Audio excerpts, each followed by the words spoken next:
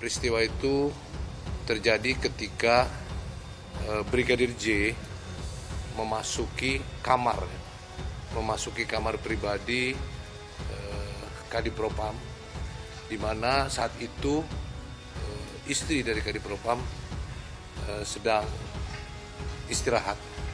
Kemudian Brigadir J melakukan tindakan pelecehan dan juga menodongkan dengan menggunakan senjata pistol ke kepala istri Kadipropam. Sedang dilakukan proses secara digital untuk HP dan untuk beberapa yang berhubungan dengan CCTV. Samping kami dikasih video yang sangat banyak, tapi masih ada satu proses yang memang secara teknologi dan secara mekanis yang ada dalam puslapor memang masih butuh waktu. Oleh karenanya kami tadi sepakati mekanisme pengambilan keterangan terkait digital dan cyber ini kami akan lanjutkan minggu depan. Tidak ada tembak-menembak. Yang ada adalah pembunuhan terencana. Yang kedua, tidak ada pelecehan seksual. Karena tidak ada saksi manapun yang berhasil disuguhkan oleh Ibu Putri maupun pengacaranya yang melihat ada dugaan pelecehan seksual itu. Maka apabila tidak ada saksi, itulah dalil tanpa bukti, adalah omong kosong. Buktikan aja, mana buktinya, suruh Bu Putri ngomong secara jujur dan transparan. Dan nampakkan dari CCTV kan harus ada itu, betul-betul nggak anak kami almarhum melakukan pelecehan seksual itu. Setiap panggilan belum menampakkan diri, gimana Bu tanggapannya? Ya di situ kita ada kecurigaan, ada apa yang disembunyikan orang itu gitu.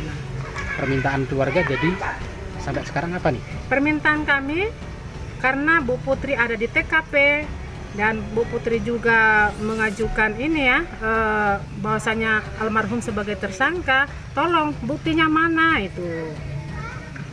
Tunjukkan CCTV-nya, tunjukkan Ibu Putri ngomong dengan sejujur-jujurnya. 13 menit misterius di CCTV Verdi Sambo akhirnya terjawab. Pakar digital forensik soroti keanehan Putri Cendrawati yang terekam kamera keamanan singgung kemustahilan soal ini. Skenario Verdi Sambo terkait CCTV di TKP mulai terkuak. Ya, siapa yang bakal menyangka jika CCTV di rumah Verdi Sambo yang telah beredar rupanya hasil editan belaka. Melansir suar.id, kini skenario Verdi Sambo terkait CCTV di TKP tewasnya Brigadir J ini pun terbongkar. Bahkan pakar digital forensik sampai soroti keanehan tingkah istri Verdi Sambo dalam CCTV 13 menit ini.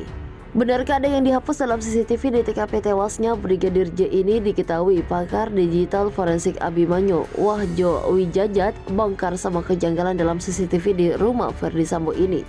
Hal ini diungkap dalam video yang diunggah di kanal YouTube Kompas TV pada Minggu. Dalam video ini, Abimanyu mengatakan kalau video CCTV yang beredar ini sudah diedit, termasuk bagian istri Verdi Sambo agar nampak tak terlibat dalam kasus ini. Dilansir dari tribunjatim.com, terjawab sudah apa yang sebenarnya terjadi hingga dengan 13 menit yang kerap disebut-sebut janggal di CCTV yang tersebar terkait pembunuhan Brigadir J. Rombongan Verdi Sambo dan Putri Cendrawati menuju Jakarta dari Magelang, Jawa Tengah dengan mobil berbeda. Kondisi ini yang akhirnya membuat kecurigaan publik setelah diribut sesuai jam yang berlangsung. Kamarudin Simanjuntak, pengacara Brigadir J, akhirnya berhasil menguak apa yang sebenarnya terjadi. Disebutkan pula sang pengacara bahwa hal ini akan segera dilaporkan ke pihak yang berwajib.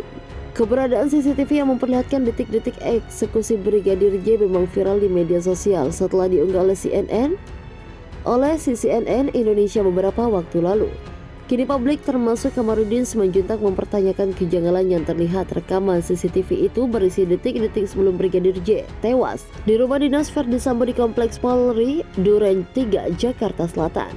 Dalam rekaman tampak keadaan di luar rumah saat rombongan Putri Cendrawati termasuk Brigadir J tiba di lokasi di Jakarta. Mengutip Kompas TV, Kamarudin Simanjuntak menilai rekaman CCTV tersebut telah diedit. Itu sudah ditolak karena itu editan, ujar Kamarudin Jumat. Rekayasa terlihat dari salah satu potongan CCTV, yaitu ada pembedaan alas kaki yang dikenakan Brigadir Joshua. Ada di pukul 15.49 almarhum pakai sepatu, tapi di rekaman CCTV 15.49 pakai sandal, kata Kamarudin. Nanti yang rekayasa itu dilaporkan tugasnya. Kamarudin menjelaskan bukti elektronik harus melalui uji forensik agar hasilnya bisa dipastikan orisinil atau editan.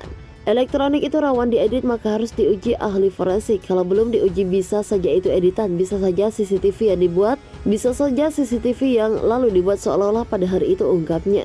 Menguatkan apa yang dimaksudkan oleh Kamarudin Simanjuntak, ternyata ahli forensik juga mengatakan hal serupa. Ahli digital forensik Abimanyu Wahjo Wijajat menemukan hal janggal saat menganalisis rekaman CCTV dalam kasus pembunuhan Brigadir J.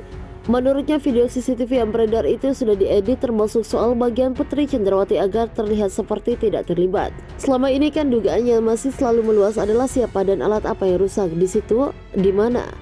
Saya sudah bilang sempat bisa dibilang kameranya yang rusak atau controllernya atau harddisknya. Tutur Abimanyu dalam program Kompas Petang di Kompas TV Minggu. Menurut Abimanyu ada kemungkinan hanya controller yang rusak sehingga data dapat direcovery atau dipulihkan kembali.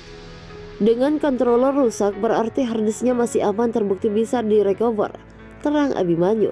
Lalu Abimanyu menyebutkan kemungkinan kedua bahwa CCTV sempat dicadangkan ke dalam perangkat lain sebelum dimusnahkan atau dirusak. Abimanyu pun menyebutkan hasil dari konferensi pers kepolisian yang mengungkap sejumlah barang bukti yang disita, yakni 4 harddisk eksternal merek Widi, tablet DVR CCTV yang ada di Duren 3, dan laptop merek Dell. Di sisi lain, Abimanyu menilai rekaman CCTV yang tersebar luas di media sosial terkait kegiatan Ferdy Sambo, Putri Cendrawati, dan para ajudannya sudah tak lagi murni. Ahli digital forensik sebut CCTV di rumah dinas Ferdy Sambo sudah diedit. Di live itu bagian dari editing ya. Sekarang saya buka, saya bisa kasih lihat kalau kita sekarang melihat CCTV yang ada di garasinya FS itu. Yang kita lihat ada 2 kendaraan. Ini bukan analisa saya saja, biar masyarakat juga melihat logikanya. Bahwa sekarang ini kendaraan yang warna hitam itu kendaraannya terkompres, jelas Abimanyu. Kemudian dalam resolusi layar CCTV ditampilkan, Abimanyu mengatakan bahwa format sudah terkompres menjadi 1:1, di mana biasanya menampilkan layar lebar yakni ukuran 4:43 atau 16:9. Padahal kalau di layar CCTV biasanya 43 atau 16:9, melebar bukan kotak, tegasnya. Akhirnya terungkap sosok poluan yang menangis usai Ferdy Sambo dipecat. Tertunduk sedih di ruangan. Polri resmi menjatuhkan sanksi etik berupa pemecatan terhadap mantan Kadipropam Polri Irjen Ferdy Sambo pada Kamis 25 Agustus 2022. Putusan pemecatan atau pemberhentian tidak dengan hormat terhadap Irjen Ferdy Sambo diputuskan melalui hasil sidang Komisi Kode Etik Polri. Adapun sidang tersebut diketahui digelar sejak Kamis 25 Agustus 2022 pagi hingga Jumat 26 Agustus 2022 dini hari. Alhasil sidang tersebut menjadi sorotan seluruh rakyat Indonesia. Dari gerak-gerik setiap orang di ruangan sidang Kode Etik Ferdy Sambo hingga hal-hal yang menjadi fakta persidangan. Tak hanya Ferdy Sambo yang menjadi fokus, melainkan ada sosok poluan yang ada di ruang sidang. Ekspresi seorang poluan jadi sorotan saat Ferdy Sambo meninggalkan ruang sidang Jumat 26 Agustus 2022 dini hari. Momen itu terekam di siaran langsung saat pembacaan putusan pemberhentian tidak dengar hormat Ferdy Sambo oleh Polri. Seorang poluan yang duduk di ruang sidang itu tampak mengusap matanya, diduga menangis. Belum diketahui aksi poluan itu apakah berhubungan dengan sanksi yang diterima Ferdy Sambo. Tidak diketahui siapa poluan yang duduk di ruang sidang tersebut. Dilansir dari YouTube Tribun News, Jumat 26 Agustus 2022, usai dipecat dengan tidak hormat, suami Putri Cendrawati itu sempat membacakan permintaan maaf. Permintaan maaf itu ia tujukan pada para jenderal senior dan rekan-rekan polisi yang ikut terdampak pada kasus pembunuhan Brigadir J. Usai membacakan permohonan maaf itu, Ferdy Sambo lalu meninggalkan ruang sidang untuk kembali ke ruangan tahanan tempat dirinya diamankan. Namun ada momen yang jadi sorotan saat Ferdy Sambo meninggalkan ruang sidang. Tampak pada video Ferdy Sambo meminta izin untuk menyampaikan permohonan maaf secara tertulis. Pemimpin rapat pun meminta Ferdy Sambo untuk membacakan secara langsung permintaan maaf tersebut. Dengan niat murni, saya ingin menyampaikan rasa penyesalan dan permohonan maaf yang mendalam atas dampak yang muncul secara langsung pada jabatan yang senior dan rekan-rekan jalankan dalam institusi Polri pada perbuatan saya yang telah saya lakukan. Setelah itu, Ferdy Sambo menyerahkan map berwarna merah lalu bersiap meninggalkan ruang sidang. Ia tampak memegang map berwarna hijau di lengan kirinya. Kemudian 2 anggota polisi dari Propam Polri tampak bersiap mengawal Ferdy Sambo meninggalkan ruang sidang. Ketiganya kemudian hormat dan balik kanan untuk keluar dari ruang sidang. Pada langkah pertamanya hendak meninggalkan ruang sidang, Ferdy Sambo terlihat mengatupkan bibirnya. Ia lalu kembali berjalan dengan tegap dan wajah yang lurus ke depan. Saat Ferdy Sambo meninggalkan ruang sidang, Kamera pun menyorot ke orang-orang yang ada di ruangan. Terlihat 2 orang poluan duduk di kursi sisi kanan, 1 poluan tampak berdiri untuk meninggalkan ruangan. Sementara 1 poluan lainnya masih duduk dan lengan kirinya terlihat mengusap kedua matanya bergantian menggunakan jari. Poluan itu juga mengusap matanya menggunakan punggung tangannya. Setelah itu, ia juga ikut berdiri menyusul rekannya. Aksi itu jadi sorotan karena terlihat seperti sedang mengusap air mata. Tidak diketahui siapa poluan tersebut, namun sepertinya merupakan anggota Provos. Susno 2J yakin perlawanan Ferdy Sambo akan sia-sia, ingat hukuman mati. Mantan Kabareskrim Komjen Pol Susno 2J yakin upaya pengajuan banding Ferdy Sambo akan ditolak. Pada kesempatan saat menjadi narasumber di TV One, Susno 2J mengungkap keyakinannya jika upaya banding Ferdy Sambo tidak akan dikabulkan Komisi Kode Etik Polri. Susno 2J menjelaskan dugaan pidana yang disangkakan pada Ferdy Sambo adalah pembunuhan berencana dalam kasus tewasnya Brigadir J. Melihat ancaman hukuman yang akan didapat Ferdy Sambo, kata Susno 2J adalah hukuman mati. Apalagi saat diproses hukum perkara pidana dugaan pembunuhan berencana ini sedang berjalan dan segera memasuki persidangan. Susno 2J menjelaskan jika proses banding bisa dilakukan dalam 3 hari setelah jatuh putusan. Setelah surat pengajuan banding diterima, maka akan diperiksa pada sidang banding. Dengan melihat ancaman hukuman yang akan dijatuhkan pada Ferdy Sambo, Susno 2J menilai banding yang diajukan tidak akan diterima. Apalagi saat ini proses hukum sudah berjalan dan sampai ke jaksa penuntut umum berkasnya.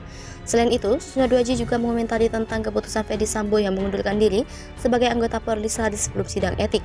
Secara jelas, Susno 2J mengatakan Ferdy Sambo tidak bisa mengundurkan diri lantaran ancaman hukuman yang menantinya di atas 5 tahun. Susno 2J mengatakan dalam klausul kode etik diakui tertulis boleh mengundurkan diri sebelum sidang kode etik. Dan itu kata Susno 2J yang dilakukan Ferdy Sambo sebagai strategi yakni mengundurkan diri. Namun Susno 2J kembali melanjutkan jika pengunduran diri tidak bisa dilakukan dalam satu pelanggaran kode etik dan yang ancaman hukuman pidana di atas 5 tahun. Dalam hal ini Ferdy Sambo, kata Susno 2J, terancam pasal 340 338 KUHP, ancaman maksimalnya itu hukuman mati.